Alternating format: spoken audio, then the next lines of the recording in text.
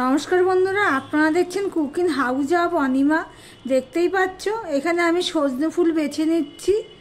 সজনে ফুলের একটা রেসিপি তোমাদের সাথে শেয়ার করব। আজকে বছরে এই প্রথম আমার বাড়িতে সজনে ফুল আসলো, সেটা রান্না করব, সেটাই তোমাদের সাথে শেয়ার করব। তার জন্য দেখো সজনে ফুলগুলো আমি বেছে নিচ্ছি। সবগুলোই বাছা হয়ে গেছে, আর একটা ডাল আর রয়েছে, সেটা আমি বেছে নিচ্ছি। এবার সজনে ফুলগুলো আমি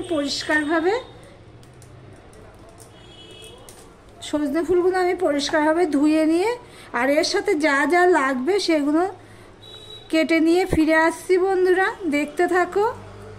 দেখো বন্ধুরা, একটা গামলায় এগুলো আমি ঢেলে নিয়েছি। ফুলগুলো দেখো ভেসে উঠেছে, দেখতেই পাচ্ছ। আর নিচে এবার যা সব ময়লা সেগুলো নিচে জমা হয়েছে। এবার ফুলগুলো আমি এইভাবে উপর থেকে এই ঝুড়িটায় নিয়ে নিচ্ছি। দেখো বন্ধুরা, এইভাবে আমি 2-3 বার ধুয়ে নিচ্ছি। এইভাবেই ধুয়ে নেবে তোমরা। দেখো বন্ধুরা, জল সমেত একটা কড়াই বসিয়ে দিয়েছি। এবার জলটা গরম হওয়ার জন্য আমি অপেক্ষা করব। দেখো জলটা ফুটে উঠেছে। এবার আমি যে ধুয়ে রাখা সজনে ফুলগুলো আমি দিয়ে দিচ্ছি, দেখতেই পাচ্ছ। এবার একটু নেড়ে চেড়ে নিয়ে এলাম।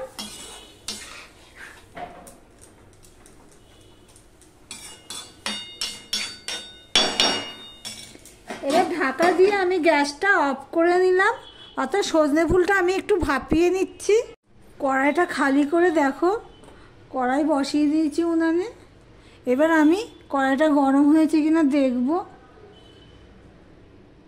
এখনো গরম হয়নি। এখানে দেখো আমি সজনে ফুলগুলো আমি তুলে নিয়েছি। দেখো একটুও কালার চেঞ্জ হয়নি। এবার আমি তেল দিয়ে দিচ্ছি কড়াইতে। আজকে আমি সজনে ফুলটা করব বড়ি দিয়ে। পেঁয়াজও দেবো না, রসুনও দেবো না। এবার আমি এখানে 6টা বড়ি নিয়ে নিয়েছি, 6-7টা বড়ি নিয়েছি। এটা আমি ভেজে নেব, লাল লাল করেই আমি ভেজে নেব। দেখো বড়িগুলো লাল লাল করেই ভেজে নিয়েছি। সেটা আমি একটা পাত্রে নিয়ে নিলাম। এখানে যা তেল আছে তাতে হয়ে যাবে। এখানে আমি শুকনো লঙ্কা ফোড়নে দিয়ে দিলাম, আর দিয়ে দিলাম 5 ফোড়ন। এখানে দেখো আমি নিয়েছি সিম কেটে নিয়েছি, আর আলু কেটে নিয়েছি, আর 3টে কাঁচা লঙ্কা চিড়ে নিয়েছি। ফোড়নটা হয়ে গেছে।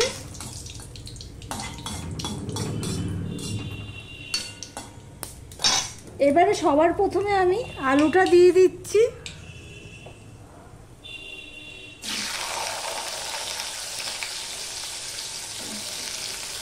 ফোড়ন যদি পুড়ে যায় তাহলে কিন্তু স্বাদ হয় না, সেই জন্যই আমি ফোড়নটা হওয়ার সাথে সাথেই দিয়ে দিলাম।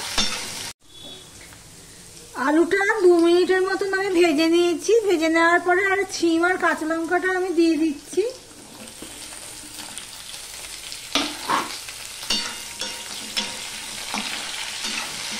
এই পর্যন্ত যারা আমার ভিডিওটি দেখছো লাইক দিতে ভুলে গেছে, চট করে একটা লাইক করে দিও। আমি দিয়ে দিলাম হলুদ, দিয়ে দিলাম নুন।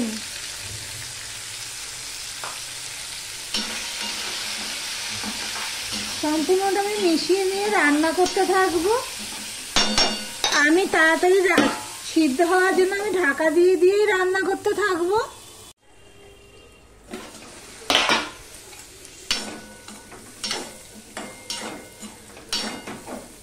আলু আর সিম সবই ভাজা হয়ে গেছে। এবার আমি দিয়ে দিচ্ছি টমেটোটুকু। হাঁপাচ্ছি, দুধ আনতে গেছিলাম, নিচে দুধওয়ালা এসছে, দৌড়াতে এসছি। বন্ধুরা, এবার এর মধ্যে আমি হলুদ দিয়ে দিচ্ছি, অল্প একটু হলুদ দিলাম। জিরের গুঁড়ো দিয়ে দিলাম 1/2 চামচের একটু বেশি, 1 চামচের কম। ধনের গুঁড়ো দিয়ে দিলাম 1/2 চামচ। লঙ্কার গুঁড়ো সামান্য দিলাম, তোমরা চাইলে দিতেও পারো নাও দিতে পারো লঙ্কার গুঁড়োটা। এবার আমি অল্প একটু জল দিয়ে দিলাম। এবার মশলাটা আমি কষিয়ে নেব ভালো করে। মশলাটা প্রায় কষানো হয়ে গেছে। এবার আমি এখানে 1 চামচের মতন চিনি দিয়ে দিলাম। চিনিটা দিয়ে একটু কষিয়ে নেব। এখানে দেখো যে ভাপানো সজনে ফুলগুলো আছে সেগুলো আমি দিয়ে দিচ্ছি।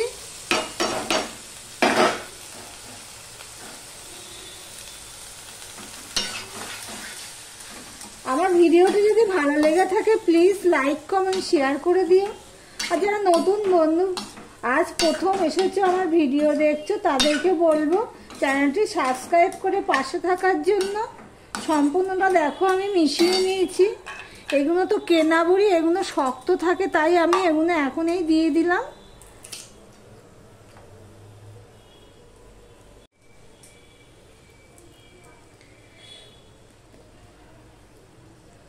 ভাঙতেই পারলাম না, ওটা এতটাই শক্ত।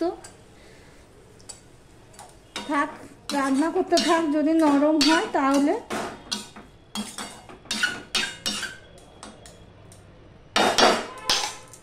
আমি অল্প একটু জল দেব, সামান্য একটু জল দেবো বড়িটা শক্তর জন্য। ওটা তো সিদ্ধ হতে হবে, নাহলে নরম হবে না, সেজন্য জলটুকু দিলাম। গ্যাসের ফ্লেমটা আমি একদম লো করে দিয়েছি। গ্যাসের ফ্লেমটা একদম লো করে দিয়ে আমি 5 মিনিটের মতন ঢাকা দিয়ে রান্না করে নিয়েছি। দেখো ওই জন্য জলটা শুকায়নি। বড়িগুলো এইবারে একটু নরম হয়েছে, ভেঙে যাচ্ছে। এবার গ্যাসের ফ্লেমটা আমি একটু বড় করে দিলাম।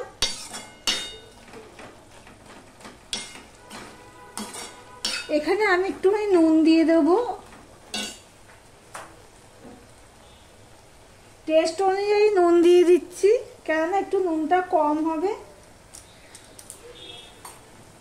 এবার আমি সম্পূর্ণটা মিশিয়ে দিলাম।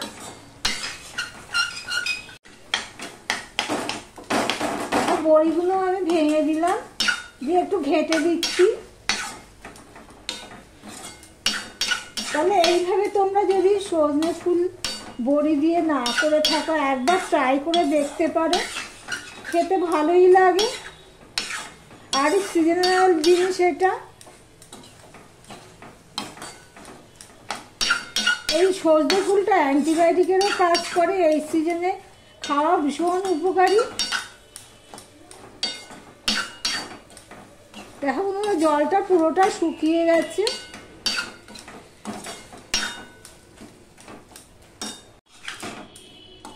তবে গ্যাসটা আমি অফ করে দিলাম। আর ভিডিওটা আজকের মতন এখানেই শেষ করলাম।